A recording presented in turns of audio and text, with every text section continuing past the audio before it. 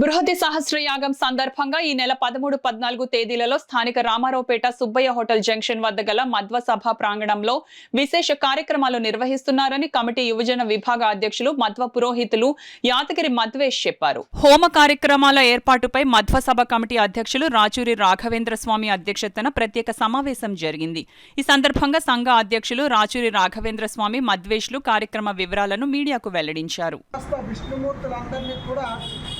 కలశముందు ఆవాహన చేసి హోమము, అభిషేకము, అష్టోత్తరము, వివిధ పూజలన్నీ కూడా చేస్తున్నారు. ఆ యొక్క ఇంటి పూజలు చేయాలి అంటే శ్రీ శ్రీ శ్రీ 1008 సత్యాత్మతీర్థ శ్రీపాదుల వారి అనుగ్రహం ఉంటే కానీ జరగదు. అటువంటి గురువుల అనుగ్రహంతో పండిత కానుగోవి వాసుదేవాచార్యుల వారు మా గురువు గారు, వారు మరియు రఘు ప్రేమాచార్, విజయసింహాచార్, విజయవాడ మఠాధికారి సుమంతాచార్యులు, అలాగే విజయనగరం రఘోత్తమాచార్యులు, వీళ్ళందరూ కూడా సుధా పండితులు.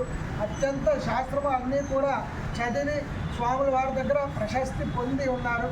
వాళ్ళందరూ కూడా వచ్చి యాగాన్ని జరిపిస్తున్నారు. కావున 50 మంది మహాత్మభక్తులు అందరూ కూడా వచ్చి ఆ యాగమును చూసి శ్రవణము చేసి మంత్రములన్నీ కూడా శ్రవణము చేసి మనము విశేషముగా పుణ్యము సంపాదించాలని కోరుకుంటున్నాం.